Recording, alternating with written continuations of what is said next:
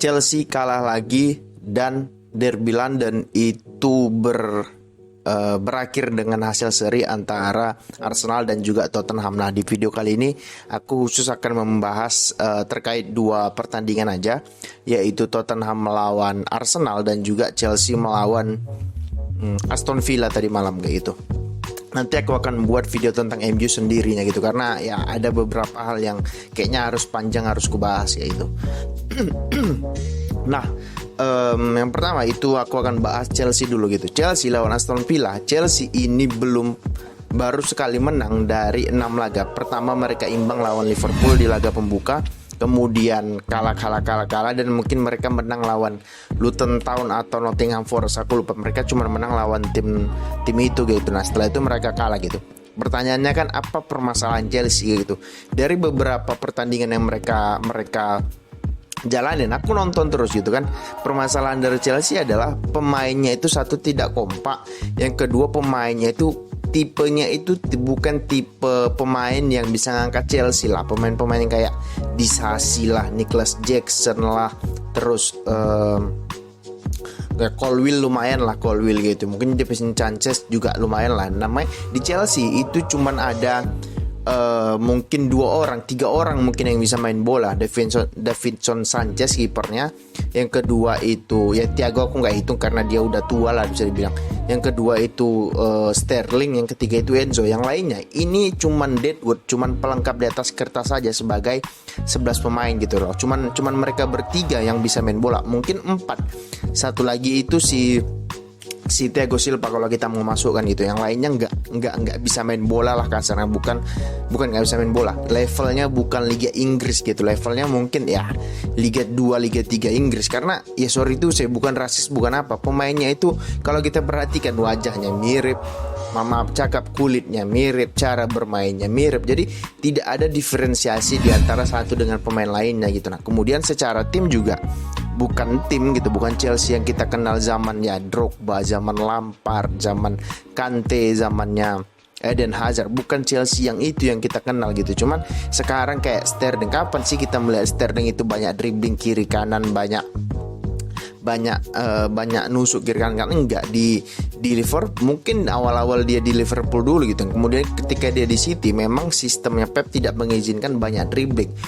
Cuman ya si Sterling kan itu sering ditempatkan di kanan ya. Di kiri itu biasanya siapa sih namanya? Mungkin si Chilwell yang banyak beroperasi di sebelah kiri. Nah, itu Sterling banyak dribbling, banyak otot, banyak. Ya mungkin dia sangat bekerja keras karena dia tahu pemain atau teman-temannya itu nggak bisa main bola gitu loh. Maksudnya passing aja nggak bisa gitu loh. Yang bisa diandalkan cuman Enzo. Nicholas Jackson itu pertandingan terakhir itu nendang burung kayak gitu loh.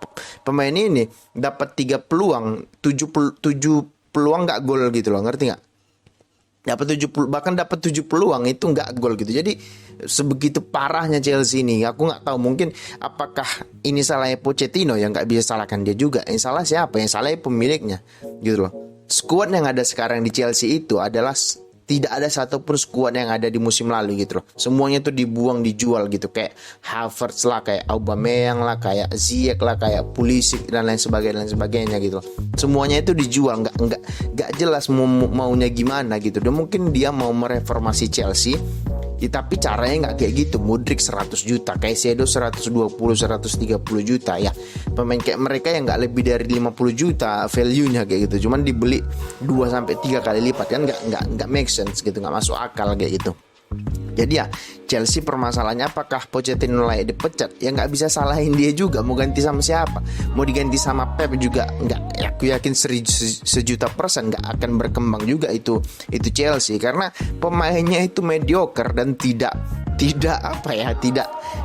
memiliki faktor pembeda satu sama lain. Sama aja kayak gitu, nggak banyak otot semuanya. Aku yang paling kusorotin itu si Nicholas Jackson. Bisa-bisanya pemain kayak gini selalu jadi starter, tapi juga kalau kita lihat bench yang nggak ada juga yang bisa diturunin kayak gitu, ngerti nggak? Jadi ya good luck aja sama Chelsea. Semoga mereka bisa menjalani musim ini dengan lebih baik lagi. Kalau si Pochettino nya dipecat ya aku senang-senang aja gitu. Cuman permasalahannya adalah siapa yang akan menggantikan. Iya kali Hansi Flick yang sekarang kan pelatih yang lagi nganggur kasarnya kan Hansi Flick.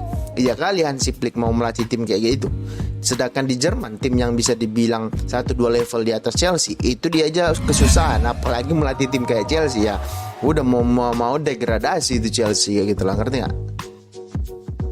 Nah, yang selanjutnya itu ada pertandingan antara Liverpool sih, Arsenal melawan Tottenham kayak gitu. Nah, di atas kertas gitu kan, mereka berdua itu belum pernah terkalahkan di Liga Inggris selama musim ini ya, dengan 6 pertandingan di Liga Inggris. Di Liga Inggris ada 4 tim yang belum mengalami kekalahan: City, Liverpool, Tottenham, dan juga Arsenal gitu. Nah, Arsenal pertandingan ini cukup menarik perhatianku karena kedua tim ini datang dengan hasil yang cukup bagus di belakangnya dan juga datang dengan permainan yang cukup menarik di musim ini kayak gitu. Nah, Arsenal itu beli cukup banyak pemain yang mahal-mahal, Declan Rice, Timber, Havertz, dan juga David Raya kayak gitu. Nah, kemudian Tottenham itu kehilangan Harry Kane dan juga Hugo Lloris kayak gitu. Kemudian mereka juga ganti pelatih, yaitu Postecoglou, pelatih asal Yunani berkebangsaan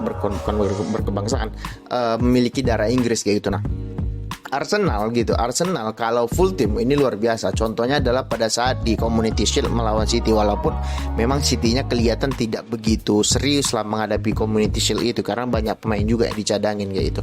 Nah, sedangkan Tottenham itu lebih baik dari musim lalu, iya, cuman dibilang trophy contender juga menurutku ya mungkin tidak secara kualitas pemainnya, tapi kalau Liga Champions ya mereka bisa aja bersaing kayak gitu. Cuman ya kembali lagi, apakah kayak Son, kayak si Bissouma, apakah mereka bisa dijamin dalam satu musim itu tidak cedera gitu kan? Kayaknya yang jadi permasalahan dari musuh tim itu kan adalah cedera. Kalau udah pemain penting cedera, selesai itu barang kayak gitu, ngerti nggak? Jadi kalau berdasarkan pertandingan tadi malam, aku cukup terhibur, cukup entertaining lah dengan ya ada 4 gol gitu loh. Gol pertamanya itu kan gol ini ya dari counter attack, kemudian Saka capping dan juga ya kena kakinya Romero. Itu kan bukan salahnya Romero karena kaki bola yang datang ke dia gitu. Kemudian tujuan dia kan ingin nyapu bola. Cuman proses golnya itu aku senang gitu loh. Ketika Saka memiliki bola di kakinya, ada satu pemain yang masuk, yaitu Ben White, yang kemudian itu bisa mengalihkan perhatian bek lawan, yang kemudian Saka mendapatkan ruang kosong. Nah, hal-hal kayak gini yang MU itu nggak punya gitu. Kerjasama antara Rashford dan juga ya Shaw atau Reguilon nggak ada. Kemudian kerjasama antara Dalot dan juga Anthony atau sekarang Pelistri atau siapa itu tidak terlihat gitu. Tidak berani untuk mengadakan kombinasi gitu. Itulah kelebihan Arsenal di musim ini gitu loh, ngerti nggak? Nah, setelah itu kan dibalas sama golnya Son. Ya, golnya Son keren juga memang sebenarnya gitu. Keren juga sebenarnya gitu. Cuman ya kembali lagi, orang kan banyak bilang Madison ya elah. Madison selain ya kan dia cetak 2 assist ya, kemudian Son 2 assist ya. So, Madison selain 2 assist itu emang dia bisa apa enggak? Itu kalau ada momen di mana si Madison itu tidak, itulah yang membedakan antara pemain bagus dan pemain tidak. Dia tidak melihat kiri kanan atau istilahnya scanning. Kalau dalam sepak bola aku kontrol bola dari Vicario dioper ke si Madison, dia malah tahan. Seharusnya dia passing lagi. Bola kayak gitu nggak boleh pemain itu nahan, harusnya oper atau tidak. Kalaupun dia mau tahan, dia harus tahu setelah itu harus ngapain gitu kan. Ini tidak beruntung aja yang dapat bola itu Jesus. Coba yang dapat bola itu Saka, coba yang dapat bola itu Odegaard atau Erling Haaland. Nah, selesai itu barang kayak gitu loh. Makanya aku bilang nggak bisa juga mengatakan Madison main bagus, enggak. Kalau aku bilang masih jelek juga mainnya ya gitu. Jadi kalau menurutku gitu lah, selain dua peluang itu ya Madison nggak kelihatan banyak momen salah passing lah, salah ambil keputusan lah dan lain sebagainya kayak gitu. Nah, kalau kita lihat golnya yang kedua kan menarik, itu handsball gitu. Nah, ini cukup menjadi banyak pertanyaan kayak gitu. Kenapa Arsenal mendapatkan penalti dengan itu sedangkan MU tidak mendapatnya penalti? Melainkan adalah kenapa Arsenal mendapatkan penalti dengan cara itu sedangkan MU ketika menghadapin si Tottenham itu tidak mendapatkan penalti dengan cara itu gitu. Di Inggris itu kan agak aneh gitu loh. Mereka selalu ingin berbeda dengan liga-liga lainnya gitu. Karena pada saat lawan MU itu si wasitnya itu kan Michael Oliver kayak gitu. Nah, dia tidak memberikan penalti, sedangkan tadi malam wasitnya berbeda. Arsenal dapat penalti karena di Inggris itu peraturannya itu tidak sama. Artinya semua itu tergantung interpretasi wasit di lapangan gitu. Artinya kalau pelanggaran kayak gitu belum tentu di pertandingan lainnya itu akan pelanggaran gitu. Itulah yang terjadi pada handsball-nya si Romero tadi malam. Mungkin kalau wasitnya yang memimpin pada saat itu, wasit yang yang memimpin Arsenal lawan Tottenham, mungkin MU akan dikasih penalti pada saat melawan Tottenham, tapi wasitnya berbeda kayak gitu. Artinya pelanggarannya sama, tapi kalau wasitnya berbeda atau wasitnya sama juga bisa keputusannya itu berbeda. Di Inggris itu tidak template. Kalau di Spanyol, di Liga Italia mungkin ya kalau kayak gitu ya udah penalti. Tapi di Inggris enggak. Semua tergantung interpretasi dari wasit. Dia mau ngasih penalti atau enggak gitu. Jadi tidak ada aturan baku terkait dengan handsball pelanggaran yang gimana harus merah, harus kuning gitu. Nah, itu kan hal yang menurutku musim depan harus diatur lagi karena akan menimbulkan kontroversi, walaupun kontroversi itu part of football kayak gitu lah. Kemudian Arsenal gol 2-1 gitu. Nah, kemudian masuk yang aku bingungnya gitu, kenapa sih gini Rice itu kan digantikan sama Jorginho gitu. Nah, aku nggak tahu kenapa Rice itu digantikan oleh Jorginho. Mungkin Jorginho ini kan bukan tipe pemain yang sering maju ke depan gitu. Mungkin dia lebih ingin menjaga kedalaman.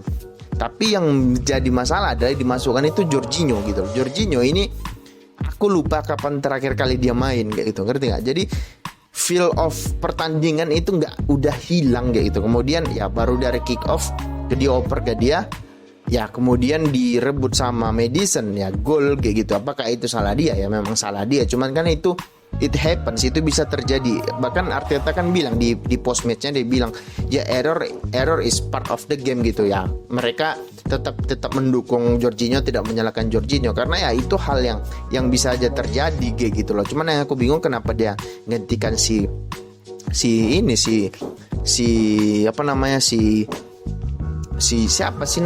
menggantikan si Rice gitu. Kenapa yang dimasukkan juga Jorginho? Apakah Partey masih cedera? Yang aku nggak tahu. Kalau Partey sama Jorginho ya aku tentunya milih Partey gitu, lebih milih Partey gitu. Nah, jadi menurutku itu sih yang cukup menarik dari pertandingan antara Arsenal lawan Tottenham. Ya, apakah layak seri? Iya, kalau aku bilang sih Arsenal itu di menit 70-80 ke atas itu Arsenal nggak bisa megang bola loh. Itu mereka dikurung sama Tottenham, tidak diberikan ruang untuk bermain, tidak diberikan ruang untuk menciptakan peluang kayak itu. Tottenham itu kurung terus. Serius, mereka itu ngurung Arsenal sampai Arsenal itu nggak bisa nahan bola mungkin 10 detik kayak gitu loh, ngerti nggak? Jadi memang permainan Tottenham di musim ini cukup improve lah. Tapi kalau dibilang sebagai penantang gelar sih masih agak jauh kayak gitu loh, ngerti nggak? Jadi ya menurutku sih ya hasil yang cukup